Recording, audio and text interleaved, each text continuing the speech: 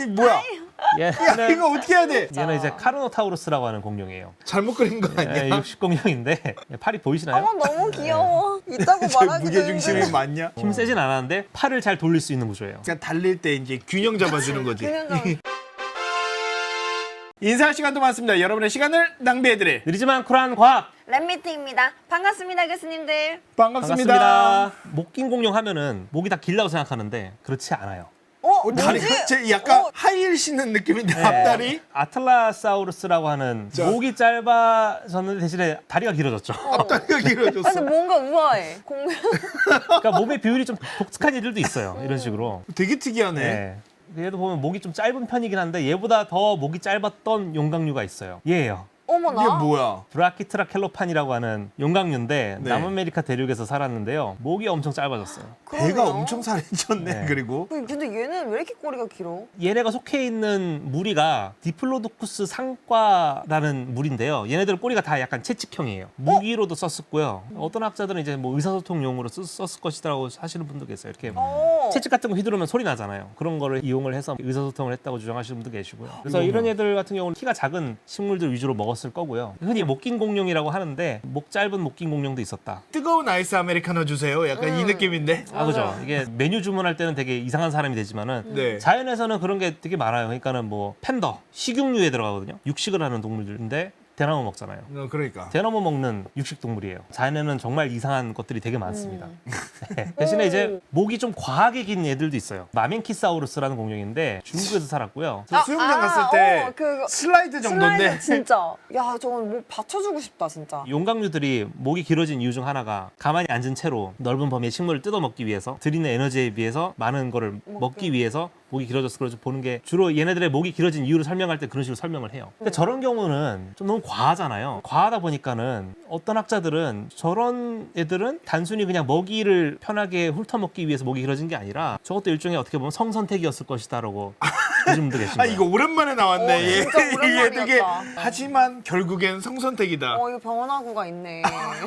저 용광류도 목이 길어진 이유에 대해서 성선택이라고 생각하시는 분들이 있었고요. 사실 성선택이 일부는 맞았을 거예요. 왜냐면요. 다음 슬라이드에 있는 공룡들을 보시면은 좀 특이한 애들이 있어요. 우와. 가시사우루스인가? 이게 굉장히- 지금 왼쪽에 있는 게 아마르가사우루스라는 용광류고요. 오른쪽에 있는 게 바야라사우루스거든요. 친척 관계인 공룡들인데 목에 되게 특이한 구조물들이 있죠. 저게 사실은 목뼈가 길어진 거예요. 뼈에도 무늬가 있네. 근데 네, 특이하게. 그래서 저게 이제 처음에 복원할 때는 마치 스피노사우루스의 돛처럼 이렇게 얇은 피부만 덮여서 이렇게 복원하시는 분도 계셨고 아니다 이게 바깥으로 삐죽삐죽 튀어나와서 겉에 이제 각질에 덮개가 덮여 있었을 것이다라고 주장하시는 분도 계셔가지고 그 사람의 의견을 따라서 지금 복원한 게 저 모습이에요. 과시용으로도 썼을 것이고 바이라사우루스 같은 경우는 아마 천적이 목을 못 물게 하는 용도로 저거를 썼을 것이다라고 보시는 분도 계셨어요. 근데 지금은 저렇게 복원하지가 않아요. 저게 이제 사실은 뼈잖아요. 목뼈의 일부다 보니까는 겉으로 드러나 있을 가능성은 적어요. 근육이라든지 피부에 가지고 묻혀 있었을 저게 조금 더 맞는 것 같다. 네. 그러네. 그래서 지금은 이게 좀 더 지지받고 있는 모습이고요. 저게 되게 넓죠. 면적도 넓고 먹이 활동을 한다든지 이런 쪽과는 관련 없어 보이는 구조기 때문에 또 목에 있고 하니까는 성선택용, 과시용이었을 것으로 지금 다들 보고 있어요. 되게 중요한 문제예요. 왜냐면 이게 짝짓기랑 연결이 되는 거다 그렇죠, 보니까는 그렇죠. 오늘날 살아있는 동물도 보면 이상한 구조들은 다 보면은 과시용이에요.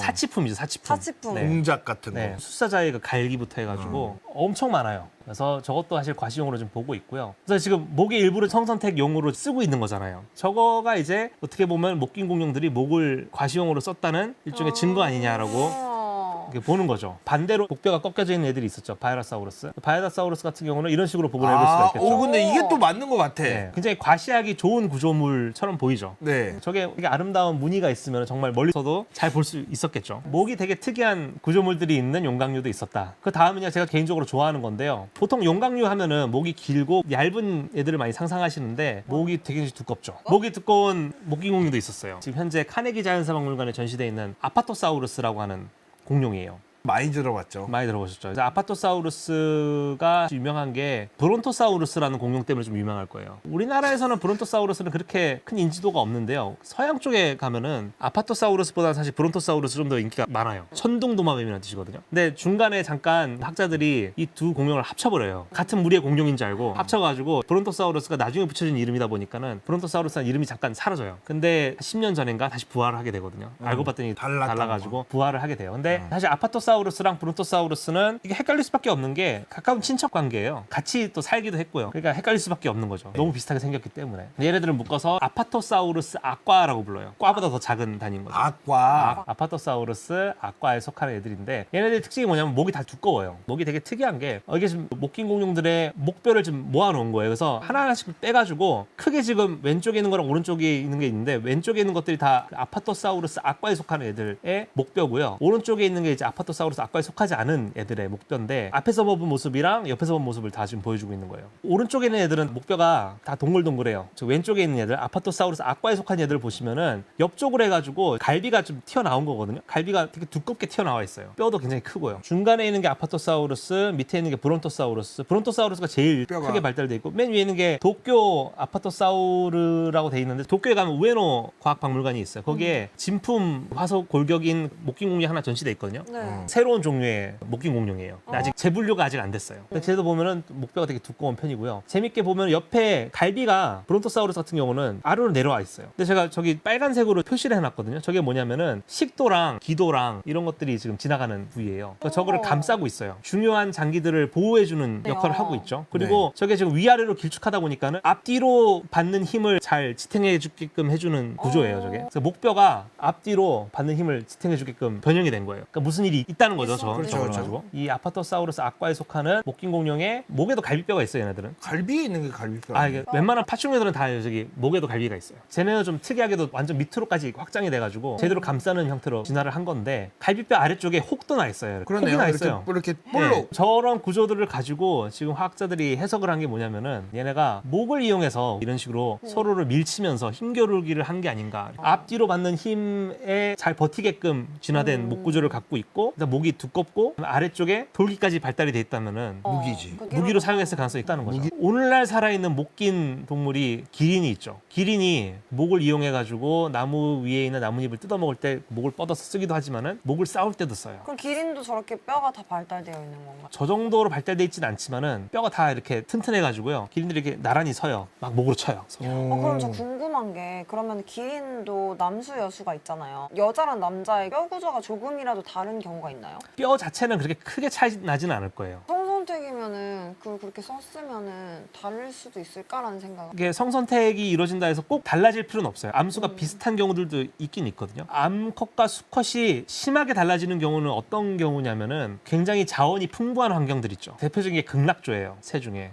암컷들은 정말 번식과 육아에만 집중할 수 있겠고 순놈들은 정말 과시에 다 올인을 해요. 상황에 따라 다르긴 한데 포유동물이라든지 혹은 더 나아가서 공룡 같은 경우도 암수가 사실은 그렇게 크게 차이 나는 애들은 아니었어요.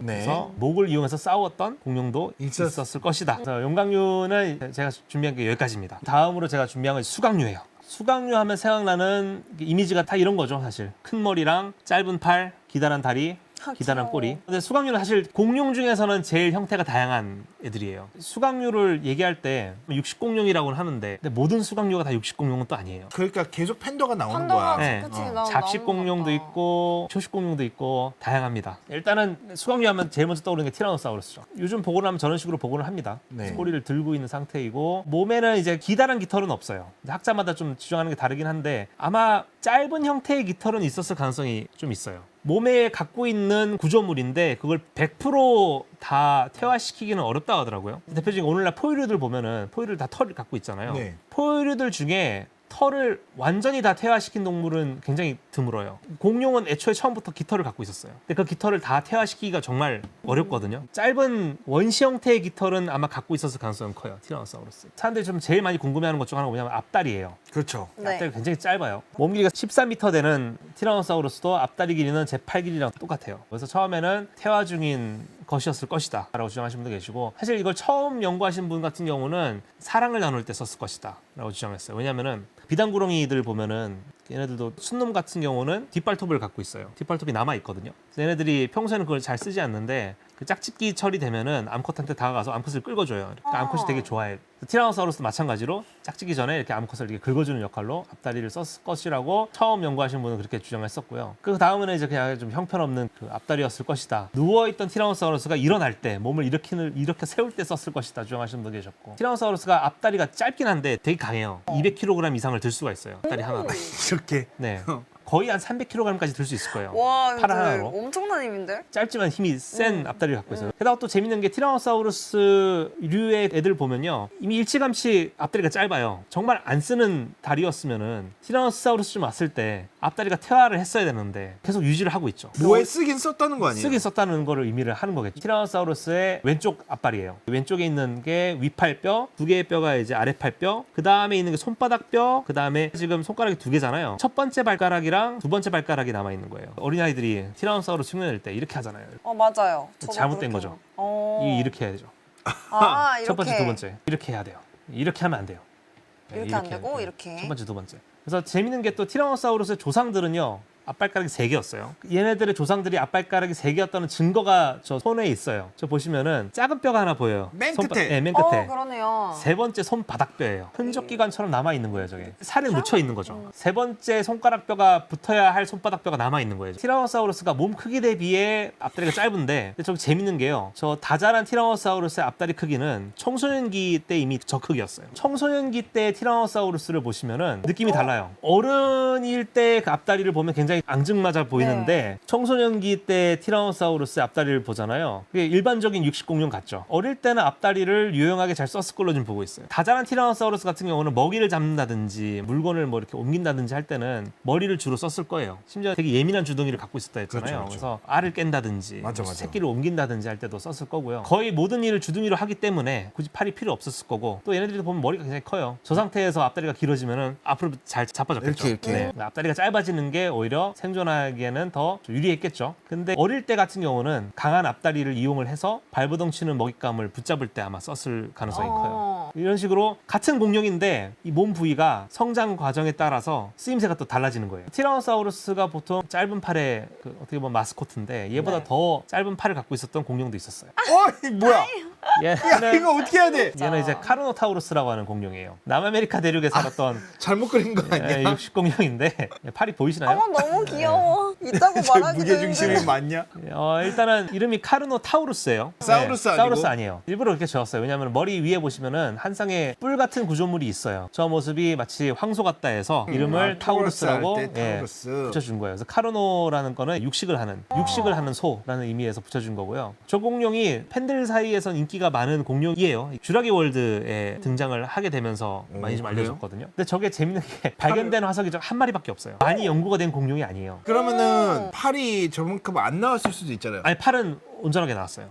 아, 심지어는 피부 화석도 나왔어요. 그럼 인정. 한 마리밖에 안 나왔는데 온전하게 보존이 된 채로 나왔어요. 돌연변이일 확률은 있나요? 수많은 가능성은 있겠죠. 예를 들어서 다른 카르노타우루스가 나왔어요. 뭐 한 4마리가 더 나왔는데 처음에 발견된 놈이랑 달라요. 그럼 그때부터 생각해 볼 수가 있겠죠. 이게 돌연변이. 데이터가 지금 너무가 없는데 가정을 너무 넣잖아요. 그럼 그게 이제 유사가하게 되는 거죠. 근데 이게 아, 왜 이렇게 작아졌을까? 저게 굉장히 미스테리인데요. 일단은 안 쓰는 기간이기 때문에 짧아졌을 거라고 옛날에는 생각을 했는데, 이게 되게 특이한 게요, 앞다리는 짧은데 어깨뼈가 엄청 커요. 저 앞다리 어깨뼈예요? 그죠? 저 앙증맞은 손가락 봐. 이게 지금 왼쪽 어깨랑 앞에 큰 그 부채처럼 생긴 가슴뼈고요. 옆에 조그맣게 달린 게 왼쪽 앞다리인데, 이게 퇴화 중이면은 어깨랑 다 같이 나가야죠. 밀어야 되는데 다리만 엄청 짧아지고 어깨는 되게 튼튼하죠. 또 심지어는 그 위팔뼈랑 그 어깨랑 이어지는 관절이 굉장히 발달돼 있어요. 볼앤 소켓 구조라고 하죠. 쟤도 저 앞발로 아까 티라노 200kg 든 것처럼 셌나 힘이? 아니, 힘은 안 세진 그랬을 것 않았어요. 같아요. 힘은 세진 않았는데 팔을 잘 돌릴 수 있는 구조예요. 제가 봤을 때는 엄청 잘 뛰었을 것 같아요. 뒷다리가 길어가지고 달리는 속도는 굉장히 빨랐을 걸로 지금 보고 있어요. 그러니까 달릴 때 이제 균형 잡아주는 거지. 그냥 좀 이렇게 그럴 가능성도 있겠네요. 근데 아직 거기까지는 연구가 안 됐어요. 그 팔이 굉장히 짧았고 잘 돌릴 수 있었다까지는 알아요. 근데 이제 이것 때문에 몇 년 전에 나왔던 다큐에서는 이게 과시용으로 쓰는 장면이 나와요. 이거를요. 네, 그래서 이게 겨드랑이 쪽에 색깔이 이뻐가지고 들어가서 막 이렇게 암컷한테 이렇게 춤추는 장면이 나와요. 근데 모르겠어요. 전 개인적으로는 머리 위에 구조물이 있잖아요. 그쵸. 그렇죠. 예, 그걸로 과시를 했을 것 같고 이거는 무슨 의사소통할 때 쓰지 않았을까 저는 생각이 되긴 하거든요. 왜냐하면 오늘날 살아있는 도마뱀들 보잖아요. 도마뱀들이 제스처를 많이 써요. 대표적인 게 도마뱀들 보면은 바위에 올라가가지고 팔이 팔이 움직여요. 이렇게 움직여. 하고 맞아요. 움직여요. 어, 근데 근데- 그게 의사소통하는 거예요. 오지 마. 아. 이게 그 리듬이랑 이런 게 다 달라요. 맞아요, 맞아요. 이구아나도 그러고요. 이거는 이것도 하고 고개도 이렇게 흔들죠. 아 이게 팔굽혀펴기 하는 도마뱀들도 어머 있어요. 어떡해 나 저 손으로 저걸 다 한다고 생각하니까 너무 귀엽다 진짜 미치겠다 너무 귀여울 것 같아요 그러니까 덩치는 코끼리만 해요. 팔 길이는 저희 팔이랑 비슷하거나 살짝 짧거나 팔레오 아티스트가 네. 왜 중요하냐면은 방금 어깨뼈 얘기해 주셨잖아요. 어깨뼈가 굵은 게 저기 보여요. 그러니까 저런 게 디테일이거든. 그리고 사실 팔레오아트가 중요한 게 저희 연구하시는 분들은 뼈라든지 이런 거 보면은 대충 이 동물이 어떤지 상상이 가능하잖아요. 네네. 근데 일반인들은 그런 거 못 하잖아요. 동물을 처음 접할 때는 보도자료 나갈 때예요. 네. 처음에 보도자료 나갈 때 보온도가 되게 중요한 게 새로운 종류의 공룡이 나왔습니다. 그 보도자료 딱 나오면은 사람들이 그걸 보는 순간 아 이 이름의 공룡은 이거야라고 굳어져 버려. 굳어져 버려요. 처음에 복원을 잘못해버리면은 계속 남죠. 이게 이상하게 남아 있는 거예요. 그래서 요즘 또 논란이 되고 있는 게 AI. 어떤 학자분들이 자기 연구 결과를 AI로 해가지고 SNS에서 욕을 굉장히 많이 먹었어요. 저 같은 경우는 제가 연구하는 동물이 최대한 정확하게 복원이 돼서 내가 사랑해서 내가 연구하는 동물인데 저는 똑같은 공룡, 똑같은 화석 생물을 연구하는 사람으로서는 좀 약간 이해가 안 되는 부분이긴 해요. 티라노사우루스 같은 경우는 연구가 굉장히 많이 된 공룡이고요. 저런 종류의 공룡들은 사실은 좀 연구자가 더 별로 필요하고. 없어요. 그래서 연구가 많이 필요한 상황이긴 합니다. 카르노타우루스란 얘고요. 얘보다 더 짧은 애가 있어요? 애가 있어요. 누구냐면은 예. 근데 잘 어울려 뭔가 크기가 작은 공룡이긴 하죠. 이 친구는 이제 모노니쿠스라고 하는 공룡이고요. 모노니쿠스랑 비슷하게 생긴 얘들을 이제 알바레즈사우루스류라고 불러요. 얘네들 같은 경우는 손가락들이 거의 다 퇴화를 하는 쪽으로 진화를 해요. 그래서 첫 번째 발가락만 엄청 비대하게 커지거든요. 모노니쿠스만 있는 게 아니라 종류가 되게 많아요. 뭐 수부이아부터 해가지고 네메게토니쿠스랑 뭐 쭉 있는데 걔네들을 시기별로 쭉 나열을 하잖아요. 네. 앞발이 변형되는 그 모습을 볼 수가 있어요. 진화하는 과정을 볼 수가 있어요. 제일 오래된 녀석부터 해가지고 쭉 나열을 하잖아요. 원시적인 얘들은 일반적인 육식공룡들처럼 첫 번째, 두 번째, 세 번째 앞발가락을 갖고 있었어요. 그래서 보시면은 가장 긴 게 두 번째 발가락, 짙은 회색으로 칠해져 있는 게 첫 번째 발가락이에요. 맨 끝에 있는 게 세 번째 발가락. 네네네. 그래서 A에서 B, C 올라가면 갈수록 첫 번째 발가락이 커지죠. 네. 그리고 두 번째, 세 번째가 어때요? 점점 작아지고 나중에 아예 없어져요. 없어져요. 아까 그 모노니쿠스가 H. H죠, H. 네, H가 모노니쿠스예요. 손가락들이 다 없어지는데 이제 첫 번째 발톱이 엄청 커지는데 저게 희한하게도 굉장히 날카롭고요, 튼튼해요. 저 공룡의 앞다리를 연구를 해봤더니 오늘날 살아있는 동물이랑 굉장히 유사하다는 걸 알아냈어요. 누구냐면 개미핥기의 앞다리랑 되게 유사하다는 걸 알아냈어요. 개미핥기도 이렇게 생겼잖아요. 네. 그래서 후반부에 살았던 애들 같은 경우는 주로 건조한 지역에서 많이 살았어요. 그래서 사막이라든지 이런 데 가면 흰개미집 이런 것들이 많이 있었을 거 아니에요. 흰개미집이라든지 아니면 뭐 이런 쓰러진 나무 안에 보통 보면 이런 개미라든지 이런 작은 곤충들이 살았을 거 아니에요. 그래서 네. 이런 것들을 부수는 용도로 앞다리를 쓰지 않았을까 지금 보고 있어. 최근에 나온 다큐멘터리 보면 이걸 이용해서 이렇게 막 나무도 부수고 긴 혀를 이용해가지고 긴 혀가 있었다는 증거는 아직 없는데 긴 혀를 이용해서 이렇게 정말 개미핥기처럼 곤충을 잡아먹는 장면으로 나와요. 얘네들도 놀라운 게 작년에 나온 논문인데요. 자다가 죽은 알바레즈사우루스류가 발견이 됐어요. 몸통 주변으로 해가지고 이렇게 몸을 감싸고 있어요. 자다가 죽은 거예요. 저게 되게 중요한 발견이거든요. 왜냐면은 오늘날 새들이 저렇게 자거든요. 새들의 저런 자는 습성이 이미 공룡 때부터 저렇게 잤다는 거를 옛날에 우리 집 개 키울 때 우리 집 개도 저렇게 자는데. 맞아요. 맞아. 여기서 또 뭘 더 해석할 수가 있냐면은 저렇게 자는 동물들이 어떤 동물들이냐면은 체온이 따뜻한 동물들이 저렇게 자요. 악어나 도마뱀이나 이런 동물들은 저렇게 안 자죠. 체온이 따뜻한 동물들은요 잘 때 체온을 잃으면 안 되니까 몸의 중앙에서 좀 멀어지는 부위들 있죠. 다리라든지 네네. 머리라든지 이런 걸 최대한 몸쪽에 가까이 붙여서 자요. 그래서 저걸 통해 가지고 저 공룡이 항온 동물이었다는 것도 알 수가 있죠. 자는 것만 봐도 정보가 많이 나오네요 네. 되게 중요한 발견인데 사람들한테 좀 많이 안 알려지긴 했어요. 쟤네가 좀 재밌는 게 주로 낮에 잠을 잤을 걸로 지금 보고 있어요. 밤에 안 자고. 그걸 어떻게 알 수 있었을까요?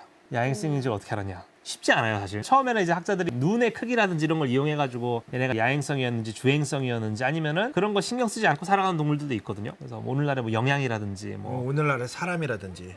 그렇죠. 이걸 연구하시는 분들이 뭘 알아냈냐면요. 머리를 CT 촬영을 해봤어요. 그래서 뇌 구조를 보니까는 뇌뿐만 아니라 뇌 옆에 달팽이관도 관찰할 수가 있거든요. 이 알바레즈사우루스류 중에 수부이아라고 하는 종류가 있어요. 왜 이렇게 네. 귀여워? 몽골에서 살았던 그 알바레즈사우루스류인데 왼쪽 사진을 보시면요. 하얀색 하얀색 물체 두 개가 있죠. 하얀색 두 물체 중에 오른쪽에 있는 게 수부이하의 달팽이관이에요. 근데 달팽이처럼 생기진 않았죠. 달팽이관이 달팽이처럼 생긴 거는 포유류만 그래요. 다른 동물들은 다 저렇게 길쭉합니다. 길쭉하고 일단은 폭이 굉장히 넓죠. 청각이 굉장히 발달했다는 걸 의미를 해요. 근데 옆에 왼쪽에 있는 거 보면은 저게 올빼미 거예요. 오늘날에 살아있는 조류의 것들과 비교를 해봤더니 야행성인 새들과 굉장히 유사하다는 걸 알아냈어요. 아, 달팽이관으로? 네. 와. 소리에 굉장히 민감한 새들이 보통 그렇겠네요. 밤에 생각을 활동을 해보면. 하거든요. 네. 왜냐면 빛이 없으니까. 귀가 밝더라고. 그래서 이런 이야. 알바레즈사우루스류들이 그 중에서도 낮에 생활하는 애들 분명히 있긴 있었을 거예요. 근데 네. 저렇게 사막 지역에서 살던 애들 같은 경우는 밤에 활동했을 가능성이 크다. 이게 또 말이 되는 게 사막 같은 경우는 낮에 굉장히 덥잖아요. 아 그렇죠. 그래서 오늘날의 사막을 가더라도 보면은 대형 동물은 대야 돌아다니면서 생활을 하고요. 네. 작은 동물들은 해가 질 때 아니면 새벽에 보통 나와서 활동을 많이 해요. 오늘은 사실 여기까지 해야 될 것 같은데 제가 슬라이드 자료를 보니까 다음 게 겁내 재밌을 것 같거든요.